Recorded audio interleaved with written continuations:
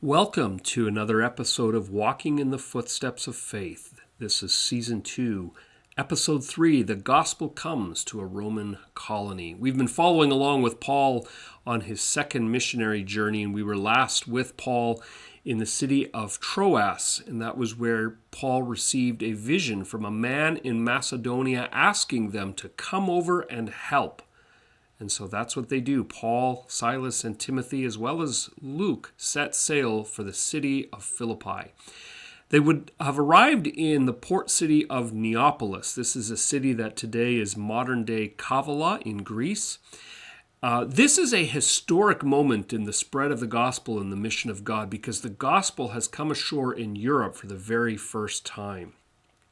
From the city of Neapolis, Paul and his colleagues make their way about 10 miles to the north into the city of Philippi.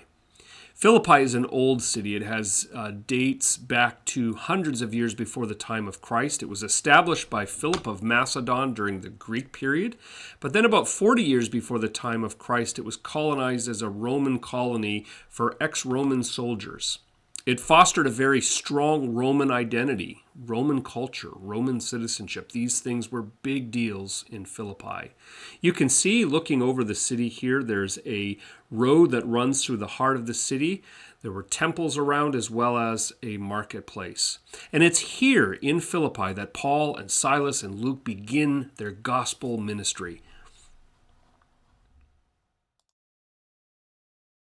Normally when Paul arrived into a new city, his first stop would be to visit the synagogue in that city, and he would then engage with the people of the synagogue, and he would show and try to show how Jesus was the fulfillment of Old Testament scriptures.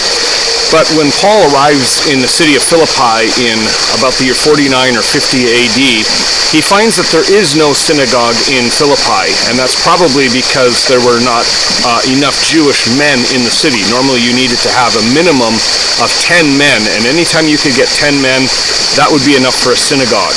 But in Philippi it seems that there were not 10 Jewish people, and so no synagogue. So what does Paul do?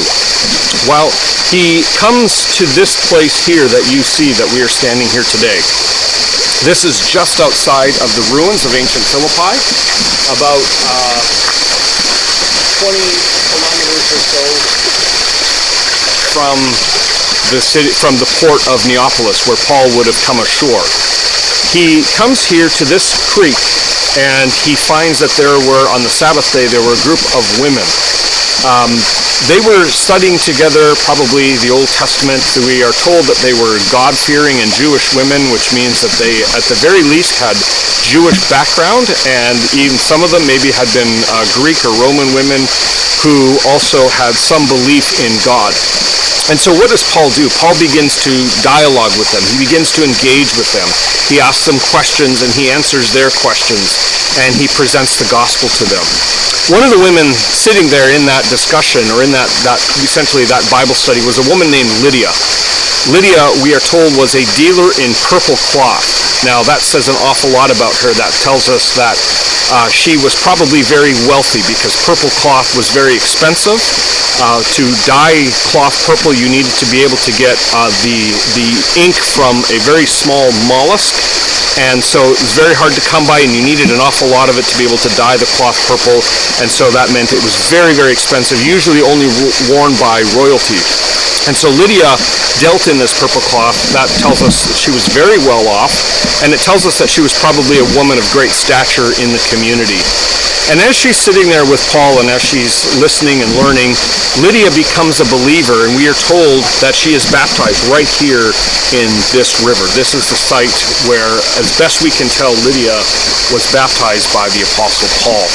After her conversion to Christ, Lydia then invites Paul into her home, and she establishes one of the early churches here in Philippi. And Paul goes on to have a deep and meaningful relationship with, not only with Lydia, but with the whole church that met in her home and the whole church at Philippi. All right, I'm standing here in what is called the Agora, or the marketplace, here in downtown, what would have been downtown Philippi. This is a place where what I think is kind of an unusual or almost comical scene unfolds. Paul and Silas come here, And as they're walking through the marketplace and as they're walking in and around Philippi looking for the place of prayer, they are met by a slave girl. And this slave girl had the ability to foretell and to see ahead in the future. And so because of that, people would pay very good money to her owners in order to get their future. Now, right off the bat, that tells you what sort of person this is. It's actually this part is pretty sad, because she's being exploited by her owners. She's held captive to these men, and she is required to do whatever they tell her to do, and they're making money off of her, so they're exploiting her.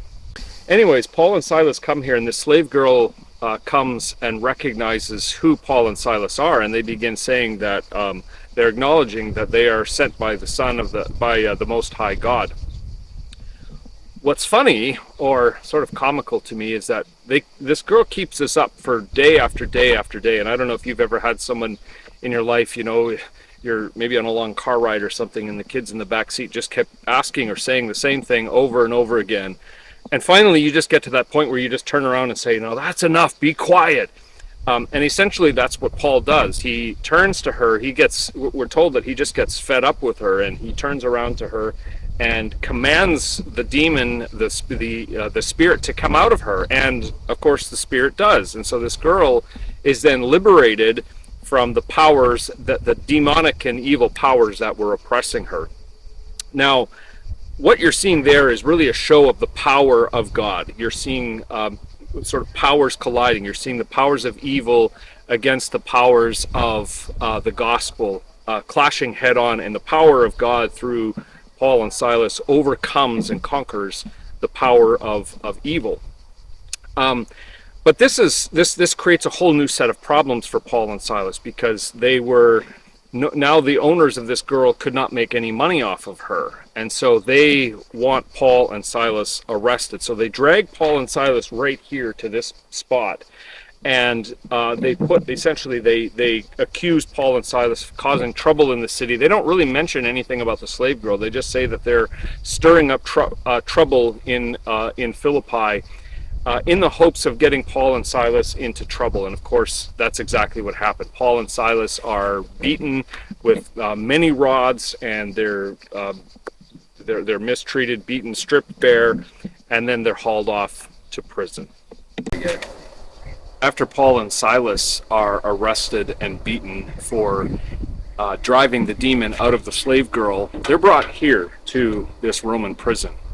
Now, in the interest of full transparency and honesty, it's hard to know for certain whether this was the exact prison where Paul and Silas were brought. There's no way to know that definitively, but in any case, this is what appears to be a Roman prison. You can see it's a very small and very cramped space.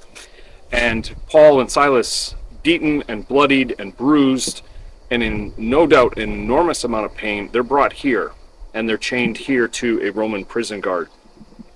Keep in mind that Philippi was a city where many Roman soldiers came after they were discharged from the Roman army. They would come here and they would essentially get jobs in the private sector, serving as a prison guard.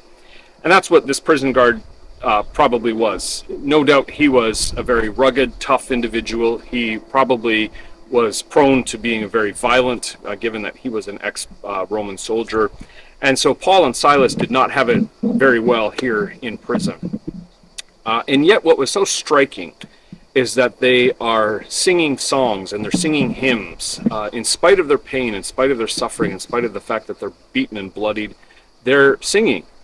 And around midnight, there's an enormous earthquake, and the chains come off of Paul and Silas, probably meaning that the chains that were shackling them, keeping them immobile, were broken, and the prison gates are dislodged so that Paul and Silas are able to escape.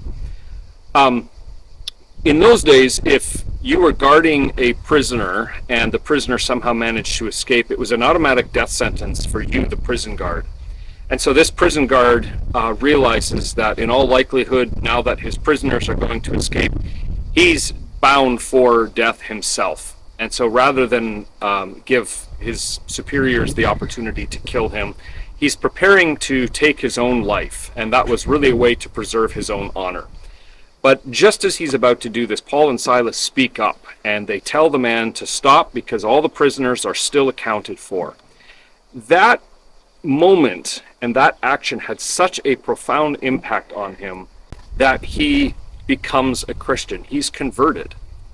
And he does something completely out of character for him. He takes Paul and Silas to his own home, where he washes their wounds and bandages them. Now, what was it about that event that was so transformative for him? No doubt it was the fact that this rugged, tough individual saw a gentleness and a joy in Paul and Silas that he had never seen before, and the only thing that could account for that was the gospel of Jesus Christ.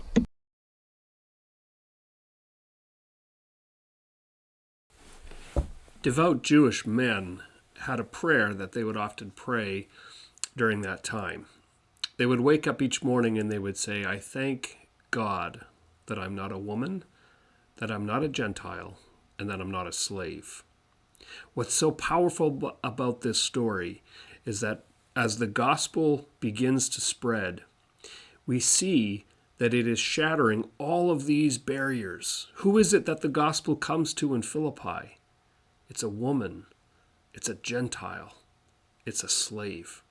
The power of the gospel is shattering these barriers.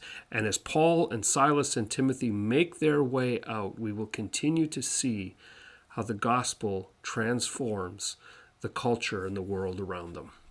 Thanks for watching, and we'll see you next time as we follow in the footsteps of faith.